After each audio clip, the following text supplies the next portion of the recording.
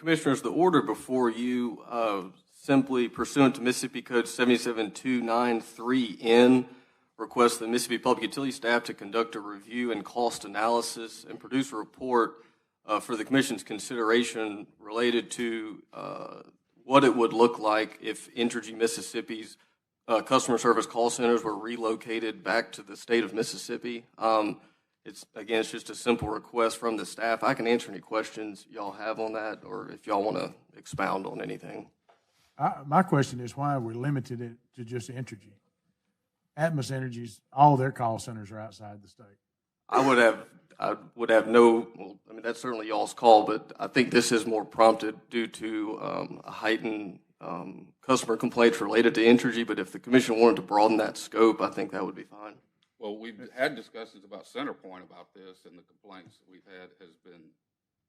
Yeah, I think that's, again, this is something we worked on specific to Entergy, but if the Commission wanted to broaden that scope, there would be certainly consider, whatever suggestions my colleagues have, but certainly no doubt that this is, extenuating from not just the Junifits, but also since my time on the Commission, the complaints that we've heard come in office, and as the order indicates, just since October last year, over 1,600 complaints, and a lot of that we hear from our staff and our consumer complaint specialists has been, dissatisfaction and not getting things done at the first point of contact within the traditional customer service representative platform.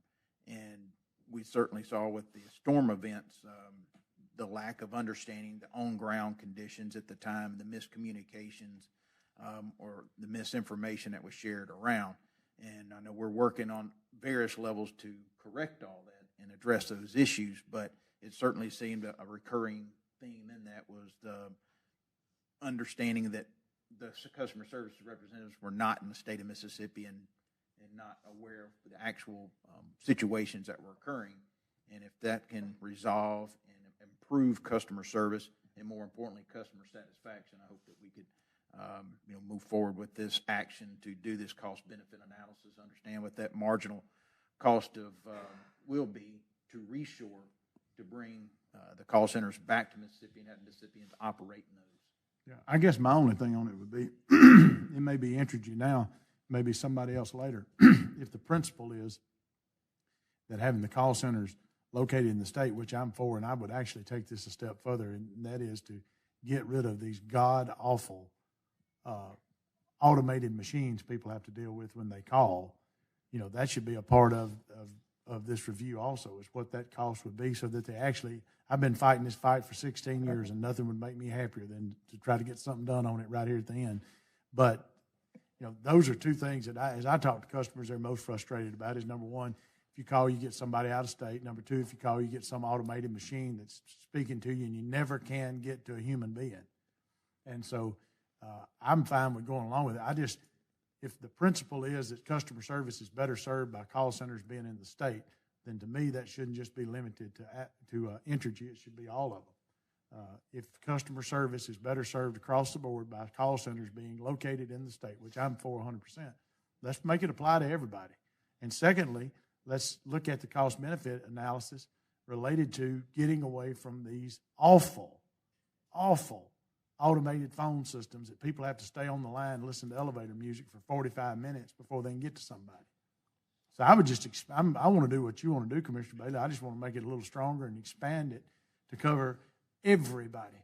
I agree 100%, and I have been fighting this battle, as you well know, with several carriers, and I would venture to say that most of my complaints come from are initiated by the fact that the lack of communications within the state, because they're dealing with these major call centers.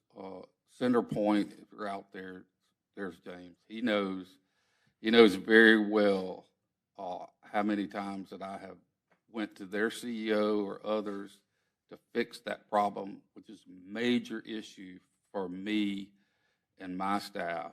And I'm with Commissioner Bailey and Commissioner Presley. If we're going to do this, then we need to make it across the board. We need to come up with an idea of how to approach this industry-wide in Mississippi. Commissioners, I think if, in making a motion to approve the order, the motion could be to amend the order as presented to include all investor-owned utilities in the state that currently do not have call centers located in Mississippi. Yeah, but I want to cover this about the automated phones too, Okay. because that's got to be a part of it. I think I don't think the order has to be amended for that to be included in the review. So we will get a review then. There will be a review published that says that this is a cost-benefit analysis of getting rid of an automated system and having a live human being answer the phone. Correct. All right. Now, my second question on that is, and somebody from Entergy can answer this out there in the audience, and Atmos too, are these people contractors with y'all, or are they actual employees of the company?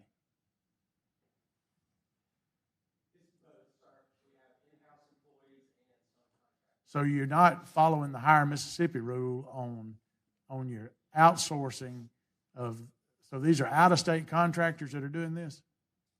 There are out-of-state contractors and there are in-house employees. Yeah. But these call centers, they're out-of-state. Currently right now. Yeah. We don't have any call centers in Mississippi could be answering them.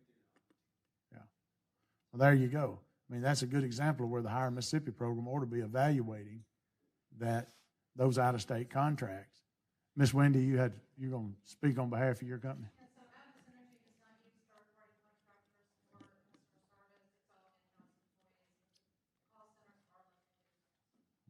Call centers are Thank you. Get up, James. Tell me about CenterPoint. You ain't getting off.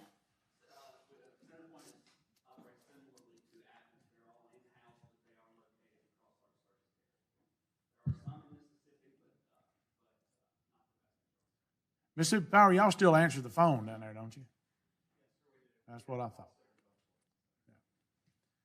Well, I don't understand if they can do it, why everybody else can't do it. But anyway, I'd like it to be evaluated based on everybody, number one. Number two, on the cost-benefit ratio of getting rid of these automated answering systems. And number three, whether or not this is in compliance with the Hire Mississippi program. You can't tell me that there are not call centers in the state of Mississippi could be answering these calls if we're going to have them, and we're contracting it out of state. For what reason, we don't know. So I'd just like to make this stronger, and let's get everybody in and take a look at it. I agree with that. And that's my motion. All right.